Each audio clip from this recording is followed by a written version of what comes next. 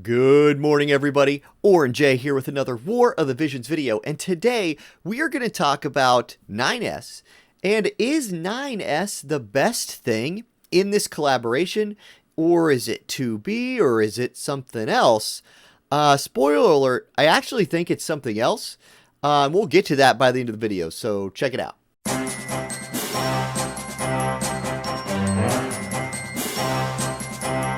Okay, like always, before I get into it, if you need to buy some Visior, please consider using my Amazon coin affiliate link. You'll find that down in the description. It is the absolute #1 best way to support this channel, and you'll save some money on Visior by using Amazon coins instead of just throwing your credit card at something. So, with that out of the way, let's talk first about 9S. Let's see how good he is and how he stacks up compared to 2B, or really even if there is a comparison. Now, the first thing I have on the screen here is his TMR. In this sense, there is no comparison. 2B's TMR, far better than 9S's. I actually don't think this is very good at all. It is an armor, it is a cloth armor. It gives only 382 HP and 10 defense with 12 crit avoid. That stat line's just not very good. Then the TMR buff is a 10% regen for 3 turns for allies. That's if it's maxed, it's a 10% regen. And it nullifies sleep, confusion, and charm. Now, I do think there might be like some benefit to nullifying sleep, confusion, and charm, but overall, I think this TMR is not very good. I don't think it even scares my top TMR list, whereas 2B's was amazing. So in that regard, 2B better than 9S. Now, let's look at his stats. And just kind of his like basics here. Let's see what he can do in this regard, because remember, we're getting this guy for free on a 10 pull. Now, we're getting the unit for free. That does not mean we are getting level 120 9S for free, but we're going to get a lot of his shards through login bonuses. We're going to get a lot of his shards through bingo boards. Maybe there'll be some missions to give us some shards. We don't really know yet, and we don't know what the banners are. But you do need to think, where do I want to take him? You're going to get him. Everybody's getting him. How high do you want to take this guy, and is it worth it? So let's look at his stuff and figure that out. First of all, his master ability, 10% HP for lightning allies, lightning attack 15. You love that. That's standard. And then his personal part is defense plus 10. So in your mind, you're like, tank? No, he's not a tank, because he doesn't have a way of generating hate. It's a big drawback to his kit, I think, but he can't be a tank. Now, you can put Valve Love on him, right? And then he can tank a couple of hits to start a fight, but that's his only way of generating hate. Now, but the master ability still makes him tankier, so he's a better bruiser than he would be without that 10 defense. Overall, that master ability is kind of average, I would say. All right. He's got a base move 3, jump 2, just like 2B does. He is limited. He's cost 80. His jobs are his unique job, that's a spear wielding job, and then he's got Elsorel's sword job as a sub ability, or as a sub job, and then he also has Viking as a sub job, which I really like those sub jobs in general. I think they're pretty good. Elsorel, one of the better units in this game, that's still level 99, so okay, good. His weapon is a spear. He has a quest to get his very own spear, which is really dang good, and I'll show you that later. And then he wears hats, cloth armor, and accessories. So oof, again, if he's going to be a tank, I'd really like him to wear armor, but he doesn't wear armor, he wears cloth. Fine. Okay, you see his level 99 and 120 stats. At level 99, his HP is actually fairly decent. His attack at 377, also pretty good. 60 agility, high average, I would say. Not super fast, but not slow by any means. 18 defense is very nice. 193 dex and 189 luck, that's pretty nice dex, and average luck. If you take him from 99 to 120, you are getting a big jump in HP. He goes up to 3684. That's huge. His attack takes another big jump up to 493, pushing 500.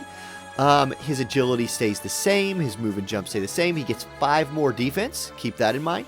His dex gets a massive bump up to 272, and his luck gets a respectable bump up to 221. Okay, so he's looking like a bruiser. Now, that's his stat line looking like a bruiser. His skills are going to tell a bit of a different story. Let's go check those out. We're going to start with his support abilities, right? His first one is an upgrade to a skill, and it's a pretty cool upgrade to a skill. We're going to put a pin in that and look at it in more detail in a minute. Now, his next 2 are, in my opinion, his best 2. His Nightblade support ability is an increase of attack by 30%, increase of accuracy plus 25, and then decrease evasion minus 10. More damage, more hitting, not getting dodged. That's really good. I like that one. His unique job support ability, increase agility by 12%. Hey, all right, agility buffs, and increase move by 1. Okay, there's a little bit to think about with this one because it seems obvious. You're going to slap 12 more agility and 1 more move on the guy, and you're set. However, this guy has really, really good buffs in his kit. And remember, if the AI can get in range to do damage, it will prioritize that over other things. You need to be careful with this support ability because if you want him casting buffs, you might not want to put this support ability on because that one move might be the difference between him getting into range to just start going aggro or him taking those early turns to use his buffs. It depends on how you want to play him. But I do think that's a really good support ability. If you want to go the Viking route, he has the HP and attack buff, which is just a solid buff. And he has the missile resist buff, which makes this guy a really, really good anti-missile unit, especially when combined with units like Frederica, using Frederica's Dream, which gives missile attack resistance to lightning units, which he is. He has very good potential as an anti-missile unit. Now, his counter abilities, he has physical attack reflex. You're probably just going to run that. He also has a basic counter attack, and he has the Berserk counterattack that makes himself go Berserk from Viking. That one sucks. So you're going to run Physical Reflex right there all day. Now, his main job abilities. These are pretty cool.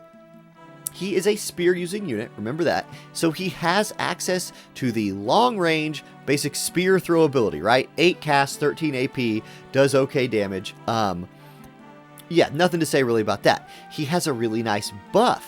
Here come his buffs, and my goodness, his buffs are good. This might be the best thing about this unit. Now, the next skill, it increases defense by 15 and spirit by 15 for allies for 3 turns around himself in an AoE.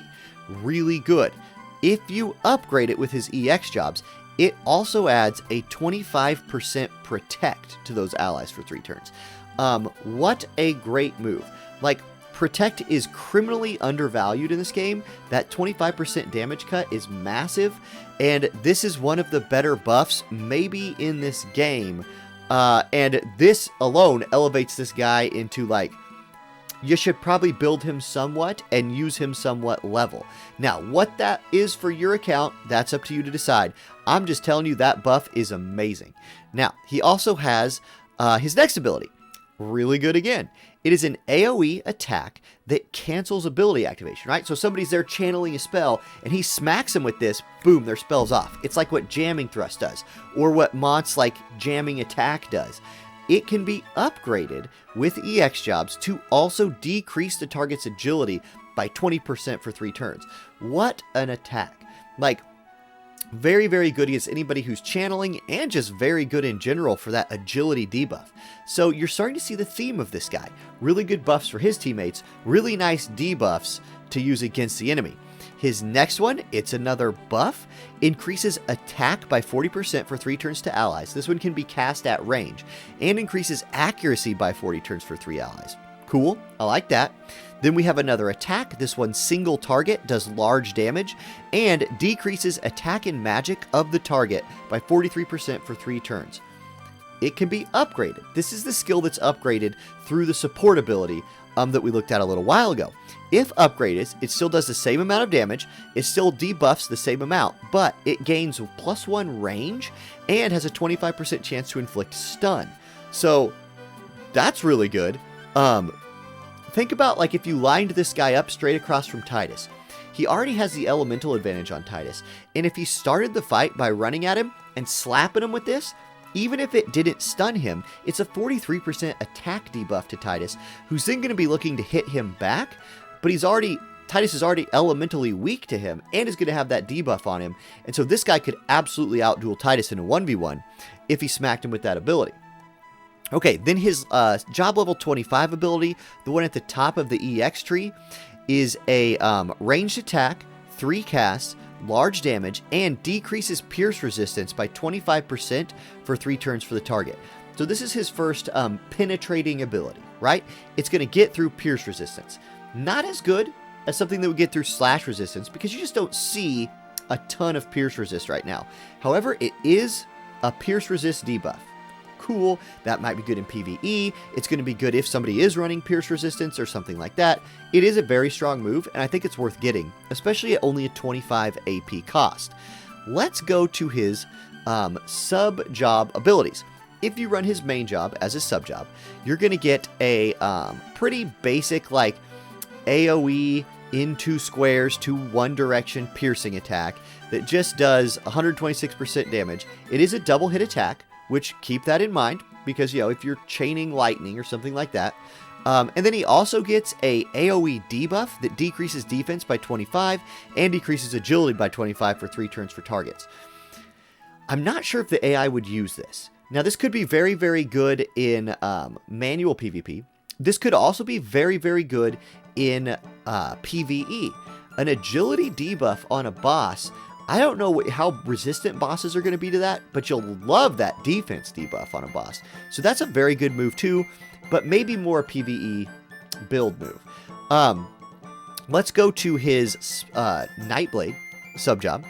You're going to get a lot of what Elsterel has here, which is really good. So we're back in that theme of buffs.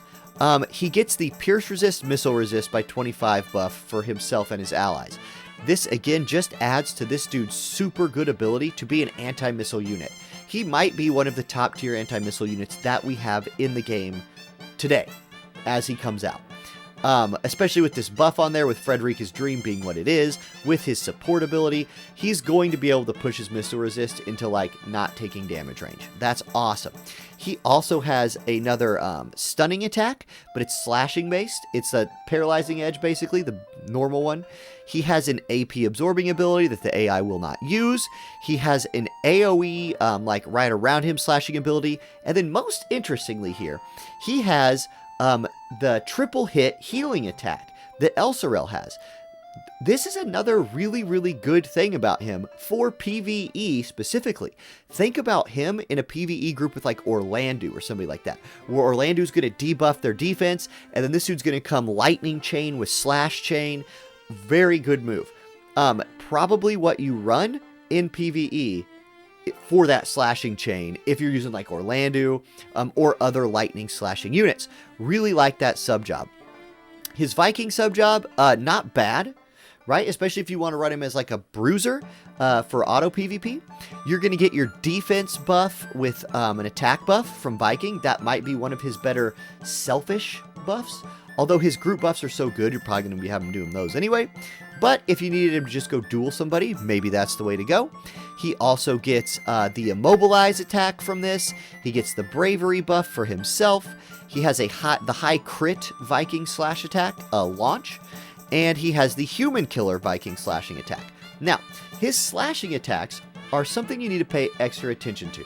He's very viable in a slash comp with his spear, because his spear gives lightning attack up. We're going to look at that here in a minute, but that lightning attack will apply to his slashing attacks, it'll apply to his piercing attacks, it'll apply to all of his attacks. It's just his elemental buff. Really, really cool. Like that a lot.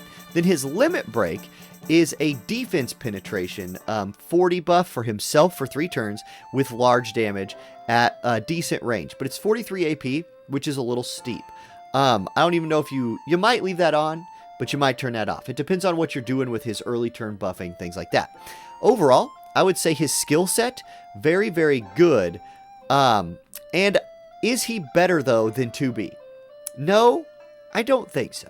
I think he's very different than 2B. But as far as, like, overall power goes, I think 2B has a power edge on him. However, I think he is more versatile than 2B. I think more people will get use out of 9S than people will get use out of 2B, but I'm not willing to say he's the best thing in this event, because, in my opinion, the best thing in this event is this next thing. It's this little robot accessory. That's right, the little android robot accessory is probably the thing that more people are going to get use out of than any other thing in this event. Why do I say that? Well, look at the stat line on this thing. It's an accessory that gives 305 HP, 10 defense, 6 agility, which, considering most accessories have 5, this is better, and 14 accuracy. Love that stat line. It also gives single target attack resistance plus 12. This will stack with like the effect from Odin. This will stack with the effect that light units get from the Three Sisters vision card. Or is that one AO? It stacks with those other buffs like that.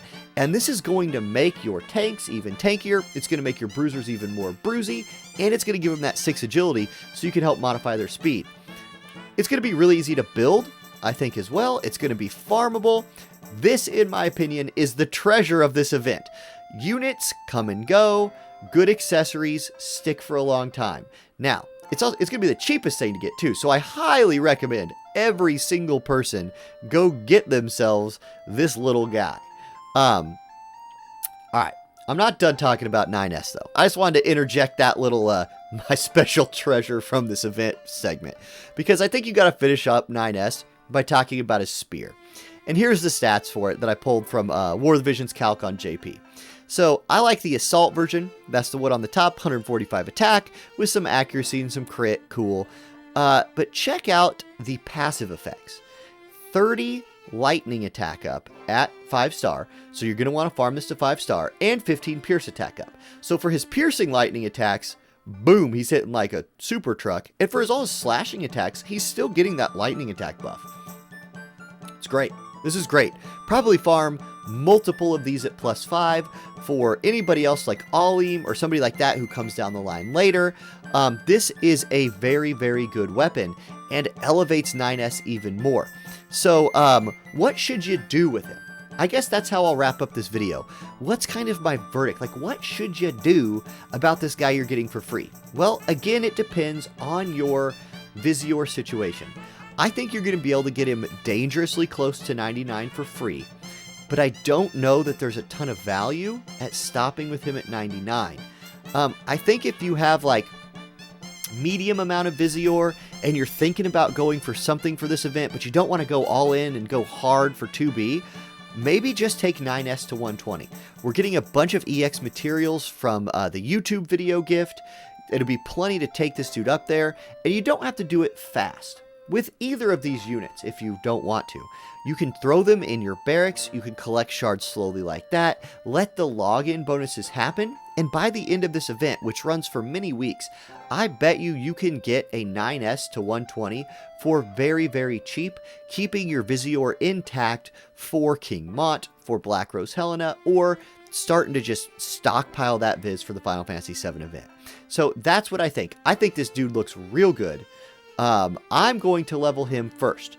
I'll probably do like a 9-step if that's a thing. And if I don't pull 2B on that, I probably just leave her. I'm not chasing 2B. I am going to build 9S because I just think he's so versatile and such a good support that can also bring some massive damage with him. And if I ever need lightning chains in PvE, boom, here's my guy with a 3-hit lightning slash chain. Step aside, Orlando. You got a new guy for lightning PvE. Okay, I don't know that we needed a new guy, but you got one. So that's the video, you guys. If you like this, please hit that like button. Click the subscribe button if you haven't already. And yeah, I'll see y'all in the next video. Good luck with your polls. Later.